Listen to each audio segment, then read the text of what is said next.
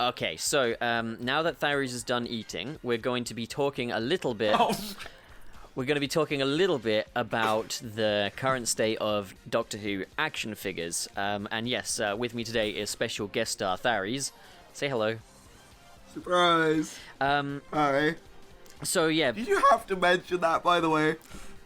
Just like, really? Did you have to mention it? Well, you were chomping away and everything. I didn't want to record until you were ready. So anyway, so basically, you did a video on Doctor Who Series 11 action figures and merchandise not selling. Do you want to just bring us up to date with a little bit of context on that? Okay, so I found this article done by someone in the community where they basically break down all the figures of the Series 11 merchandise, including DVDs, action figures, all that other and the figure that was most telling to me was the fact that the David Tennant era of Doctor Who sold 250,000 DVD sales, with Jodie Whittaker only having sold 10,000. That was the most telling sort of sign to me that, yeah, Doctor Who merch ain't what it used to be. And also the fact that in that video, the figure was revealed that Jodie Whittaker merchandise is being outsold by the classic Doctor Who merchandise, i.e. the stuff from the classic series, also Big Finish stuff as well, was outselling the 13th Doctor stuff 25-1. Yikes, that's quite a gap. That's massive. On the DVD and Blu-ray front, I was honestly unaware that Series 11 had come out on DVD and Blu-ray. Honest to God, I forgot about the whole show's existence for a few months. I don't blame you. Like, the only reason I know is because I follow this closely. Dude, you gotta stop swearing on my channel, dude. Yeah, I apologize. Who the hell do you think you are? So, like, main thing I wanted to talk about here was kind of the action figure sales, because, like, obviously classic Who merch is doing pretty good, well, for what it is anyway, whereas I think the reason it's doing so well is because of the fact that the new show is so... that's the best way to describe it. Well, see, this was the kind of point I was going to kind of touch on a little bit, is basically the current state of Doctor Who merch is it's not like it was. Like, we don't have a mass market of action figures for kids to enjoy that are all pretty affordable. I think, like, the average price tag for a Doctor Who action figure back in the day was, what was it, about $7.99? Kind of went up to $12 at one point, but, like, it was around the... Yeah, it was pretty low. It was pretty affordable. Yeah, they were affordable. They were good for kids. Like, you had a large range of characters to play with. The Jodie Whittaker era Doctor Who figures are definitely more based around what collectors are going to want. So, you've got kind of pretty decent quality figures for what they are, but they're expensive. And, like, you've got the Jodie Whittaker Barbie doll, you've got the Jodie Whittaker Funko Pop, you've got... It's all stuff that's very relating to what collectors would want, and it's not very geared up towards kids. And I think the issue with that is basically many of the collectors, or the people that get themselves to the state of, like, collectordom, I guess you could call it, they're gonna be geeks, like, and I mean that in a really nice way. Like, I would call myself, in some regard, a bit of a collector, like a collect too, but like, we're all kind of part of the geek community, and like, while Doctor Who Series 11 might captivate kids, I don't know about that. I don't have the statistics there, but while kids might enjoy it, the merchandise doesn't cater to them. Whereas, like, the geeks and stuff don't like Series 11. Like, the collectors and the long-time loyal fans and all that, many of them are not fans of this. Like, there are some exceptions, obviously, but it's been pretty vocal. You can... Yeah, I think one thing I would say as well is that, as you said, you bring up a very good point with it being geared towards collectors. But I would also say that whilst they're trying to gear it towards collectors, they're making the stuff itself very kiddie, and I mean that in the sense that it's a lot of bright colours. I think this is nowhere better seen than, I might have to send you the image for the video, but basically I had an image that I took in W.H. Smith of one of the recent Doctor Who magazines. Yeah. And it was just plastered in pink and rainbows. And, was this Doctor Who Adventures magazine? I think this was actually Doctor Who magazine. I'll double check. Yeah, double check. Because if it's Adventures, it's understandable. But, like, I think generally, like, the whole thing with Doctor Who as well nowadays, as I said, I think the show is probably still geared up towards families, but I don't think the show is as it's definitely as kid-friendly as it ever were, but it's not as exciting for kids. Like, you take an episode like End of the World from the Russell T Davies era. There is so much toy potential in that. And then you've got characters like the Slitheen. The thing with the Russell T Davies era of Doctor Who is they went villains nuts. Like, every single villain that was there could have been an action figure in its own right. They had Daleks all the time, every single series. With Jodie Whittaker's stuff, I remember we were talking about this recently. Who's gonna want to play with a Krasko? That's the thing, is like characters like Krasko and what was the name of the Donald Trump guy from the Arachnids thing? The name's slipping me. I call him Trump so frequently that I forget his actual Let's just name. go with Trump. That's not. I'll look it up actually. I'll look it up because it's gonna bug me. The thing is, that's not gonna excite kids. And then you have got something of a sideshow horror aspect to the Whittaker era, in that you've got the spiders and you've got the frog. But to be fair, character options don't need to make a Doctor Who specific spider or frog. You can get those from your average Halloween store, or just get a toy frog from like Toys R Us or something, you know? There's really no need for character options to actually manufacture that. We've only just recently had the announcement of a TARDIS to go with the Jodie Whittaker Doctor Who figure itself, and I think that's another thing. Yeah, this is the thing I mentioned to you earlier as well, is that, like, that should have been a thing from day one. Yeah. The TARDIS, to me, is just as essential as the Dalek, in that TARDISes have a lot of merch potential. Because obviously you've got the exterior itself, which in itself adds a lot of toy potential, because you've got the idea of the kids spinning it around and flying it places and everything. Yeah. Then you've also got the interior sets as well, which were and that's were another always thing. quite Like essential. they had like loads of different opportunities to cash in on that back in like the Russell T Davies era and even the Moffat era to a degree. Is they had like TARDIS money boxes, Dalek money boxes, TARDIS alarm clock. They had all kinds of merch for it. Nowadays, it's very basic with the merch, and like the thing is, like as I say, there's not much like demand for many of these characters to get character option specific action figures in the current era of Doctor Who. A Krasko action figure is never going to be as exciting as, say, a Slitheen. And then like the thing is, apparently the guy's name is Robertson. I know that's a bit of a okay, side tangent, but that's his name apparently. yeah, like the kids aren't going to necessarily want to be playing with a Robertson action figure. I mean, you could do a little extra and include some little spiders with him, but the thing is, like, you can get toy spiders anywhere. Like, you don't need to manufacture those. And that's the thing, is there's just not much of a market for the kind of villains that Series 11 is putting out. And the thing that comes with that is the kids are not necessarily going to want to buy a Doctor Who action figure if they can't have action figures to go with it, if they can't, actually play with this. If you buy a Jodie Whittaker Doctor action figure, you don't have Ryan, Yaz, and Graham to play with. You don't have... You don't even have the Reconnaissance Dalek. Like, why is there not an action figure of the Reconnaissance Dalek? That's just absurd. There's a Funko Pop, but again, that's suited to collectors, not to children. Yeah, it's not the same thing. You can't put action figures with a Funko Pop. It doesn't really work. And generally, like most collectors are gonna gravitate more towards the classic Doctor Who side of things, just because it's that kind of demographic. Yeah, no, I would agree. I would say, like, they could... Thing is, I think an element of it as well is that I think that's why we're getting a lot more of the classic villains. Yes, Series I was 12. about to say, I think Series 12... that might have been part of the motivation, is like, okay, no kid's gonna want to buy a frog or a spider. You know what I mean? This is just not... It's just not iconic enough. Yeah, there is sense. like the possibility that maybe the BBC were tapping on Chris Chibnall's shoulder and being like, hey, the thing is, like, our merchandise... we can do better with this. Can you include some more classic villains? Just think what we've already had confirmed. We've already had the Daleks, including a new Dalek as well. Including a new Dalek. We've already had the Daleks, the Cybermen, the Jadoon. We've heard rumblings about the Sea Devils as well. Okay. Heard that. So that's another one.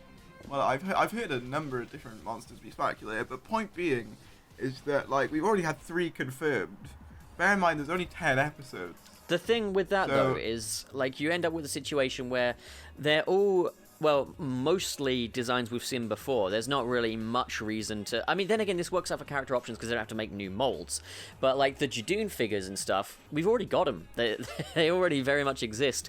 But at the same time... Yeah, but that's why they put hair on the Jadoon, so they could sell an extra one. And maybe that's why they put like... the claws on the Daleks, maybe. I don't know. Possibly. But even before the Daleks had claws on them, because I can remember in Parting of the Ways, there was a claw... It's a different kind of claw, though. It goes with the reconnaissance one now.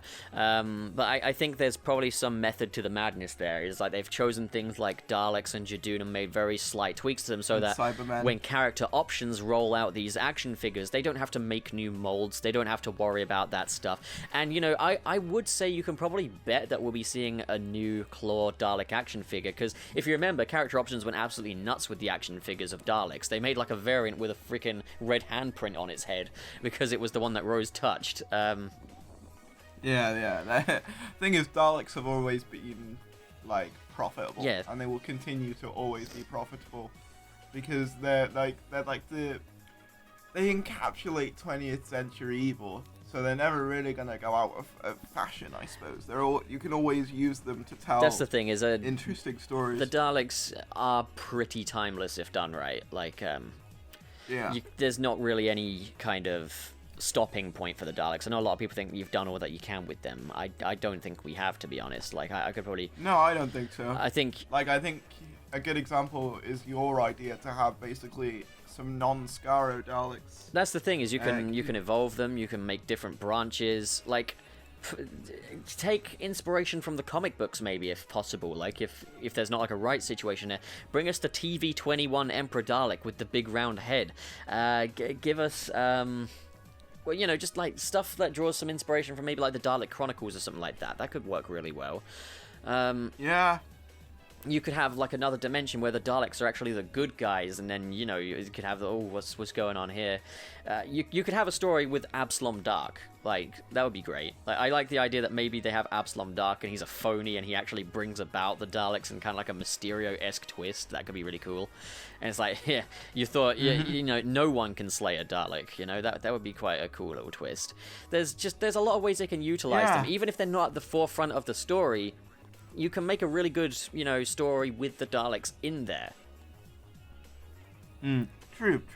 And also, like, you would think that because we've got so many more companions now, that would lead to some more merchandise.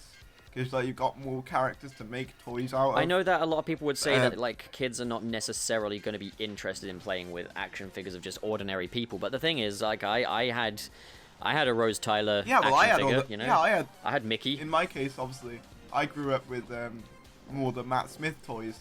So I had Amy Pond, I had Rory, you know?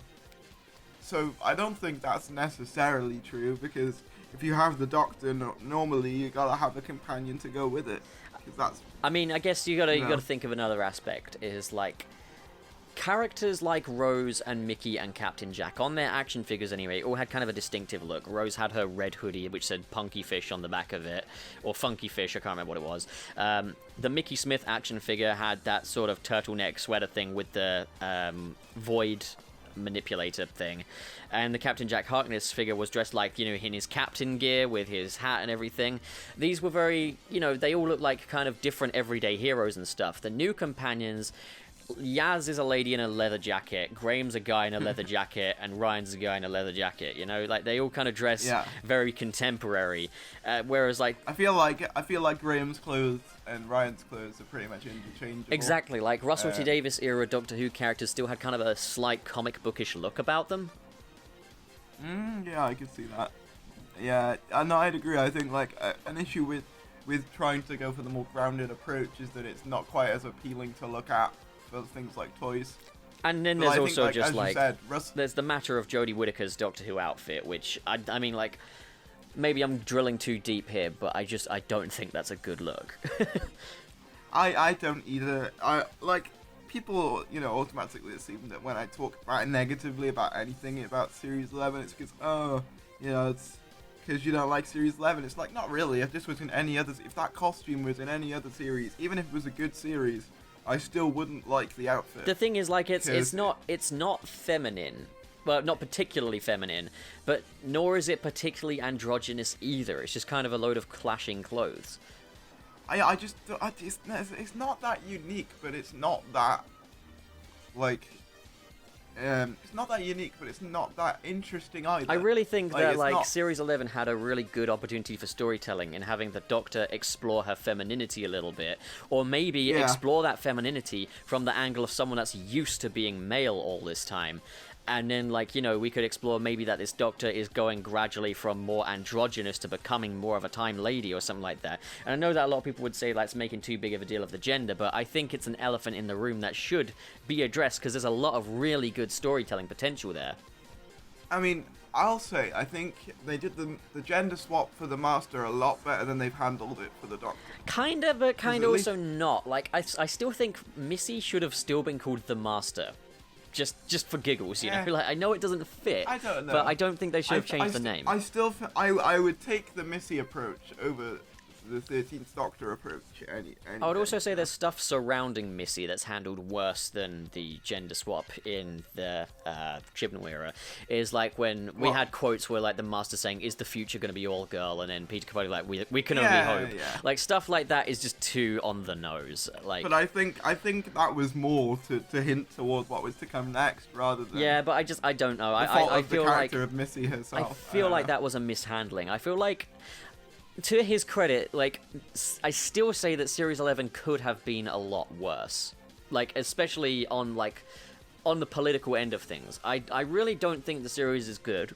I think it's very background noise. I think Stu Bagfull put it best, in that Chibnall is kind of like a tradesman when it comes to writing. He can be given a brief, he can work to that brief, but he's not the kind of visionary that a show like Doctor Who needs. And I saw that video. That was an excellent video, by the way. Oh yeah, no, pretty much. Stu Bagfull is probably one of the best Who-tubers out there, because he's pretty calm and he kind of just takes things for what they are, which I appreciate. He's kind of passive aggressive as well, which is something I appreciate. Yeah, a little bit of passive aggressive stuff in there can really, make it feel quite. It gives it character, and I think that's the thing. Is he's got a good balance of character and kind of the topic at hand. But I think the thing is, overall, Series 11 just didn't command much of a toy range. And the thing is, they didn't even capitalize on what little potential they had. There's no Tim Shaw action figure. I'm not interested in Tim Shaw, but I'm pretty sure there's a lot of kids out there that would probably not mind having a Tim Shaw action figure. Probably because he's the most visually striking alien of the Chibnall era in terms of ones that he actually made. Yeah, and where is the reconnaissance Dalek? A little scrap Dalek. Whether you like the design or not, that's always going to be an interesting toy. Yeah, and it would sell figures because it's a Dalek. Yeah, exactly. Daleks always sell. I think this, but the thing is, this is not just a Series 11 specific issue here. Doctor Who merchandise hasn't been what it was since, I'd say, about Series 6. I remember in the Russell T Davies era, anything that existed except Absorbaloff got an action figure. You wanted. Wait, was there never an Absorbaloff action figure? There was never an Absorbaloff action figure. But if you wanted the Hoiks in all 10 seconds of his screen time, you could get that. You could get the faceless old lady. You could get that. I bet you felt quite salty at the fact that the Hoiks got off. Oh, I was very salty. Everyone's like, "Oh, are you disappointed by Love and Monsters? Are you disappointed by the way Absorbaloff was handled and stuff?" It's no, I was disappointed at the fact there was never an action figure of the Absorbaloff. Now, I know that there's a lot of different, legal rhyme and reason why they may or may not be able to. There's rumors that Peter Kay did not sign off rights to his likeness. There's the possibility that because it's a fan-made design, they would be getting all of the revenue from it, and there's the legal there. I don't know. Even if Peter Kay didn't sign on for his likeness, have you ever noticed, at the Doctor Who exhibitions and stuff, you've got the big Absorbaloff standing there. He doesn't look like Peter Kay at all. They've changed his facial features completely. He's got these big bulging eyes. He's creepy looking. Yeah, he does look better actually in the Doctor Who experience, as I can speak from experience. It does look better. He's far from the lovely, jovial-looking Peter Kay that we know and love. That's for sure. He's spooky, and that's the thing. But I would say, from my perspective, as I said, most of my merchandise came at around the Series 5 point, and I would say where that's where it hits. I suppose after Series 4, that was sort of the peak. And then I think Series 5 kind of remained at that point, because I can remember having a lot of Doctor Who toys around that point. Like, I kind of... The first time... Yeah, go on. The first time I really noticed it being in decline was when Capaldi came in. See, what I noticed... That was the first time I noticed that. What I noticed was... okay, I'm going to kind of start from the kind of beginning of the story here. When Series 1 rocked up, we had a few little action figures here and there, but what we mainly had were things like remote-controlled Daleks, Dalek battle packs, where you got like a black one and a bronze one, and you could make them fight each other, and inside those packs you would also get like a Doctor figure or a Rose figure. There was a lot to collect, and the merch was mainly Dalek-centric. When Season 2 rocked up, I think they noticed how much this stuff sells, so they started making action figures of absolutely everything you could possibly want, except Absorbaloff. And the thing is, like, back in the day, you'd go to Toys R Us, you go in there, and they'd have this massive display greet you. It'd be the first thing you'd see is David Tennant holding his sonic screwdriver out at you, the TARDIS in the background. It'd be this massive cardboard display that'd have the Doctor Who theme music blasting out, every action figure you could possibly want, all standing there waiting for you. Those were the days to be a Doctor Who fan. That was absolutely amazing. Yeah, I agree. Like, the only thing that I found frustrating as a kid was that they never updated it from like the David Tennant stuff. So like, it was weird because you had like all the Matt Smith Series 5 stuff on the shelf, but you'd still David have Tennant display. That was kind of weird, but like it was still cool to see all the Doctor Who stuff out. And I would say growing up in Cardiff was probably the best place to grow up as a Doctor Who fan as well, because you had so much of the stuff nearby. Obviously, before the actual Doctor Who experience that most people know, there was one before that was in what we call the Red Dragon Centre, which was a smaller thing that was more of an exhibition than it was an experience. Yeah. That basically had all the sort of Russell T Davies stuff. So you had the big gold chunky Supreme Dalek, the big red and gold chunky Supreme Dalek. You had all the Daleks you could ever want to see, and yeah, I think I was happy to grow up in Cardiff as a Doctor Who fan. I think it probably heightened my attachment to the show, if you like, because it was so available to me at the time. But even in Cardiff, I can tell you that the merchandise is like there's barely any of it around here. I think the point where is like the central hub of Doctor Who. I think the point where it started to kind of dip a little bit was Season 3. Like this was the beginning of it starting to dip. Was I noticed like I never bought this figure partly for this reason, but like the action figure of the Master. I don't know what it was, but you could just tell it was made of cheaper plastics. But, like, okay, this did admittedly improve a bit in Series 4 when they started releasing more Dalek toys, because I know that the sculpts of, like, the Series 1 and 2 Dalek action figures were very inaccurate. They had very small heads and big, chunky, like, lower sections. Yeah. They definitely improved that come the Series 4 figures. And, like, I think around the time that Series 5 came out, I got two action figures. I got a Dalek Ironside and a Paradigm Dalek. And they were okay. And the figures that came with Series 5 were fine. But then you go into Series 6, and there's nothing. There's no action figure of the eye patch lady. There's no... They had like a little... They had mainly novelty toys for Series 6, I noticed. And then you go on to Series 7 with the 50th anniversary, and the best you could get was this big Union Jack-coloured Dalek, which is like, what? Oh yeah, I remember that. I remember, who was it that made fun of it? I think it might have been, well, a bunch of Doctor Who YouTubers made fun of it, but I think it might have been 5 Who fans. I can't remember because I haven't watched them in years, but they basically said, oh, there'll be rows of Union Jack Daleks. Yeah, and there was... on the shelves. There was also, like, kind of the deflation of the mass market 5-inch Doctor Who figures. They kind of went with, instead, like, 3.5-inch scale ones, which were very low quality. Like, you couldn't really see any proper likeness of Matt Smith and Karen Gillan or Clara Oswald or whatever in there. Like, they were generic action figures that were very small. You could get them in play sets, which were made of cardboard, which was... pretty laughable, to be honest. Yeah. I think that's kind of where it went downhill, was then you reach the Series 8, 9, and 10 Capaldi era action figures, You could get a figure of Peter Capaldi, which doesn't look much like Peter Capaldi at all. It doesn't have the red lining in the jacket. He doesn't wear a waistcoat for some reason. It's just completely inaccurate. You get a Clara Oswald figure, which was an Oswin Oswald figure just with a purple dress on, which Clara has never, ever worn. There's no action figure of Bill Potts or Nardole. There's none of that. No.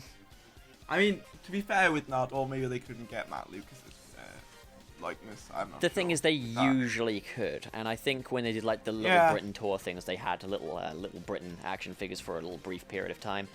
Wait, they had Little Britain action figures. I think. I need to guess. Let me Google it, because I think they did for things like tours, but they were very limited edition. Let me just take a look. Oh, have you heard of Little Brexit, by the way? I know this is an off. I have. I don't know how well that's going to work, being as it's been such a long time. But It's a BBC Radio 4 thing, so it's not going to be like a main. Oh, so it's just a radio thing. Yeah, but it could be quite. Okay, fun they because weren't again, exactly action figures, but you could get kind of like toys. Like they still had the likeness. I'll have to get the picture up in the video. But they were more like dolls than they were action figures. Yeah. But yeah, no, like so I don't think Matt Lucas would have been an issue. As well as that, he's a very, he's a happy guy, he's not gonna... True. Yeah, I mean, as I said, the Capaldi era was really when I saw the decline of the merchandise. And the only sort of spike in that time was the Lego Dimensions stuff. Oh, that stuff was awesome. Like, the gameplay of that was great too. Like, that was one of the best things to come out of the Capaldi era. I might have to buy Lego Dimensions again just so I could play that. Did you play it like when it was? Yeah, I did. It was really cool. And we actually got a Capaldi figure with his outfit, which was cool. Because the Capaldi figure that came in the fan-made... Did you ever have the fan-made TARDIS Lego set? No, I never got that. That was the point where I was kind of no longer really interested in Doctor Who. But like that had the Matt Smith outfit that he regenerated from in Time of the Doctor. It didn't actually have his outfit. Yeah. So Lego Dimensions was the only way you could get the Capaldi outfit. Wow. So, I think, like, literally the very last Doctor Who toy that I ever bought was the new Paradigm drone from Series 5. So it's been a long old time since I mean, to be fair, like a couple of months ago, I went to Comic-Con, I think it was September, and I found this classic Dalek, and I was like, you're mine. Oh, wait, actually, no, I think one of the last things I got was, I got it on eBay. It was, like, the classic Dalek collector set 2 or whatever. But, like, it has, like, the Gold Supreme in there. It's got, like, a lot of classic Daleks, basically. You get 3. That sounds pretty cool. I need some more Daleks in my life. I'll probably have to get some more. Oh, no, but those sets are great, but that's the thing, is, like, the classic Who merch that's all geared up to collectors is brilliant. Like, it's really good stuff. And that's been doing gangbusters as well. Combine that with Big Finish, of course, as well, which has been a titan recently. And that's the thing, it's geared up towards collectors and everything, but the mass market stuff isn't working because they're making it feel like collector merch. With similar price tags as well. But I think as well as that, like, generally the toy market is not what it used to be as it is anyway. Like in 2005, like, action figures, they were the stuff. Nowadays, kids are doing things like weed! No. They're too busy listening to rap music and committing violence. In video games. Yeah, no. I think the thing is, like, I don't blame kids for this. I blame the supply for this. Like, back in the day, and I know I'm sounding like a complete boomer here, but you really are. Back in like 2002, when Spider-Man 1 came out, the mass market Spider-Man figures were of the standard of a Toy Biz Marvel Legends action figure. Nowadays, the mass market Spider-Man, like, Far From Home figures, you'll be lucky if you can even turn his head, and they look like a McDonald's toy. And even then, the Marvel Legends Far From Home Spider-Man figure, like, the webs aren't even painted on it. It's not that good. And I said it looked a bit, the crotch area was a bit... Again, that's something that I think if you posed even the old action figures like that, you'd still have. But, like, again, as I said, that is the fact that that's the first thing I noticed, and, like, I think that says more about you than it does the action figure. I don't... You say that, right? Like, someone must have thought that in the design process, because, like, if I did, do you know what I mean? It's official, Tharies is gay. Not that there's anything wrong with that. Yeah. Not that there's anything wrong with that. Yeah, no. Like, I think, to be honest, like, I don't blame Toys R Us dying on children. I don't blame it on Doctor Who. You know what I blame it on? Those 12-inch hollow plastic figures that come in the rectangle boxes that have about all of the detail of your average 3-year-old's drawing depiction, and you're lucky if the back's even painted. They're about as good as something you could get in a Sense of Right Alliance bootleg pack, and you can move their arms and stuff. Oh, wow. You know, like, those things have taken over. Any Marvel or DC release, boom, there they are. Fortnite, boom, there they are. They're not good. They're not. If I was a kid, I wouldn't be happy with them. Like, I mean, if my parents bought me one, I'd be like, yay, thank you, because, you know, I'm a grateful person. But, like, no, man, Yeah, like, right. No, I'm not no, about that I life. agree Like, with you. we need high quality toys back for, you know, reasonable prices. And this is the thing. Oftentimes these really high priced action figures like Mafex figures and stuff like that cost about 100 a pop, cost no more to make than your average mass market figure back in 2002 did. It's just that they've realized, oh, there's a collector market, so we can make toys that are just absolute rubbish for kids and make the really good ones, but call them collector's items and get the mega bucks. And it's so stupid, and it's very cynical, but you got to think about it from a business perspective. It works for them, you know? But poor Like, Toys R Us, though. Poor Toys R Us. No wonder kids. You realize No wonder kids don't want Toys to R Us play. was a massive conglomerate, right? Like, it's. And now they they're weren't, like- dead. So I mean, like, yeah, but I mean, they made some shitty business. I mean, sorry, some terrible business decisions. they made some themselves. poor business decisions. Themselves without the 12-inch action figures. Like, I remember. No, I know. I'm not blaming it all they on didn't- one action figure here, but like. They didn't really want to go into things like online shopping. So like Amazon basically took a huge chunk out of their business. The thing is, they did get an It's all online the- shop after a while, I think. Yeah, after a while, yeah, but by that point, Money was Amazon lost. had already sort of That's nuts. cornered the market. That's nuts. But let's have a moment's silence for Toys R Us. How long is a moment again? I mean, I think we asked. Okay. I was gonna wait for you to start talking again. Oh, okay. Yeah. Yeah. Moment's over now. Yeah. No, I think The most. like. Yeah, no, it's like, I think not Toys R Us, I think Lego Dimensions did some wonderful things for some franchises, but sadly, like, actual merch itself, disappointing. I think there's an opportunity now, though. I think, like, character options have obviously had budget slashes because of the 3.5-inch figures and the pretty underwhelming sales and the obvious lack of detail in their Capaldi figures.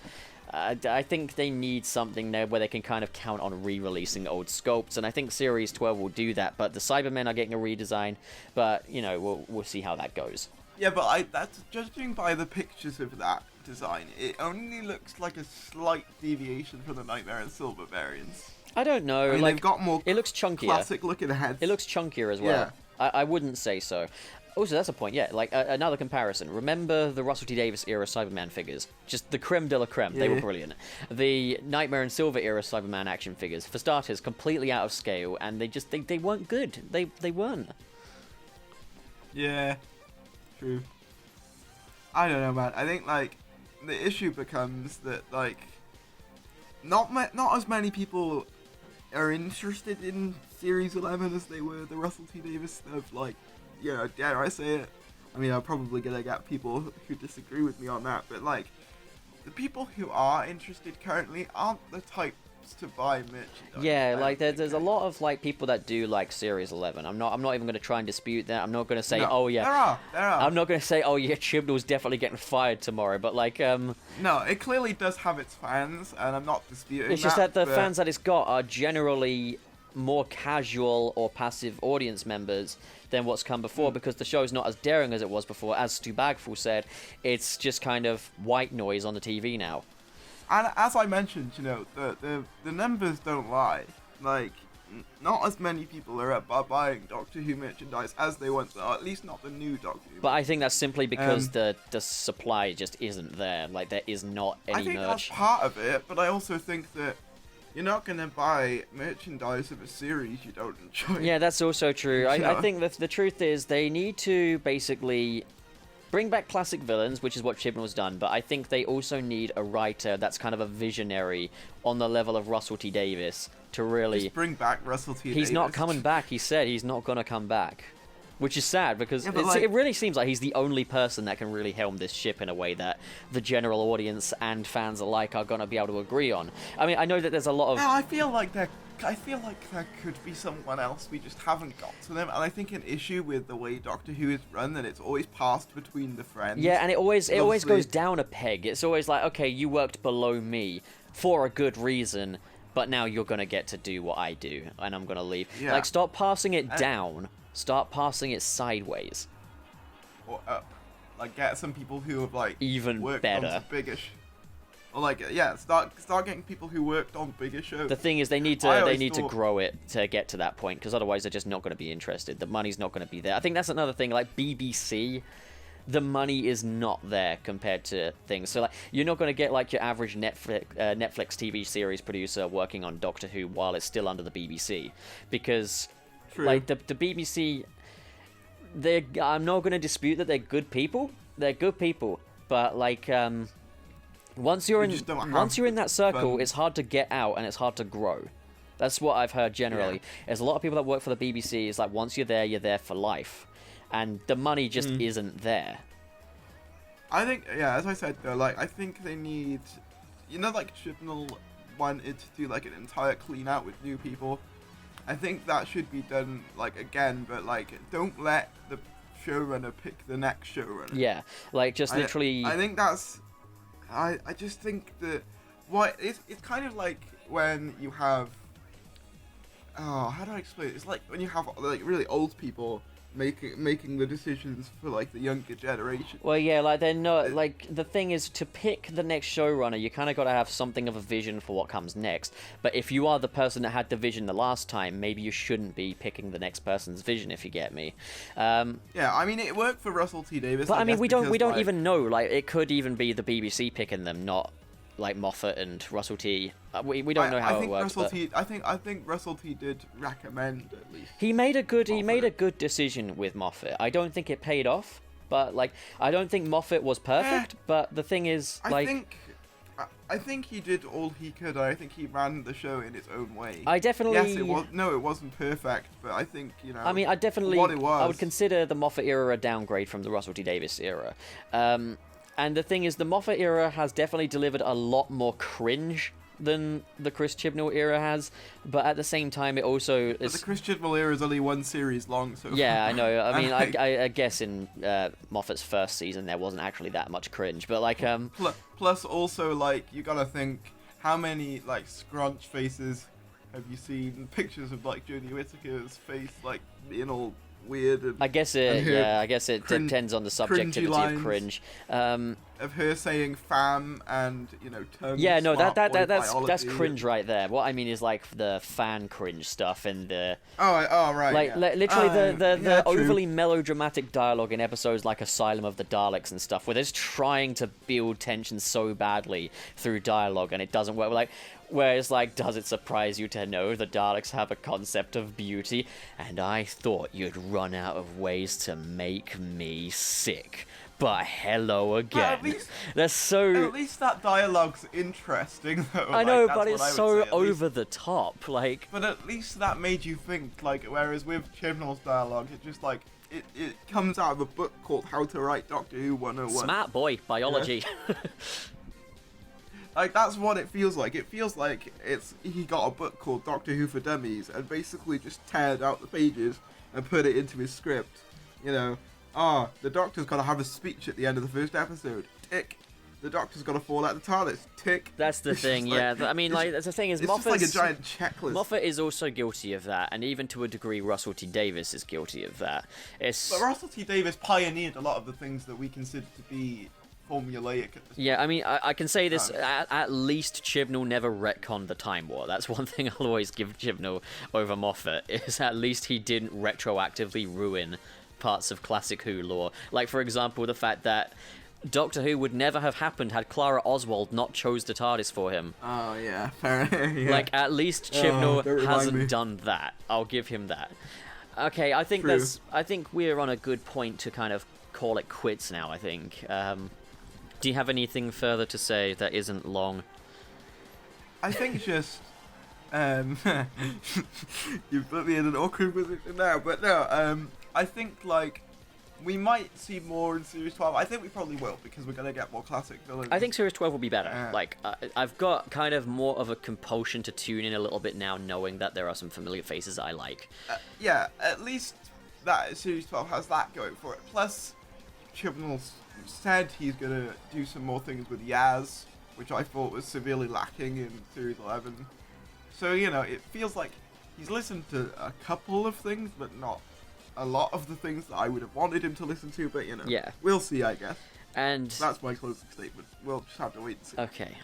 And that's why Doctor Who toys don't sell anymore. Okay, well, what do you guys think? Comment below and discuss. And as always, if you enjoyed this video and you want to see more like it, don't forget to hit subscribe, hit the like button, and in the description below are links to my Patreon and my Discord. Stay tuned for exciting promos. And say goodbye to Tharies, everyone.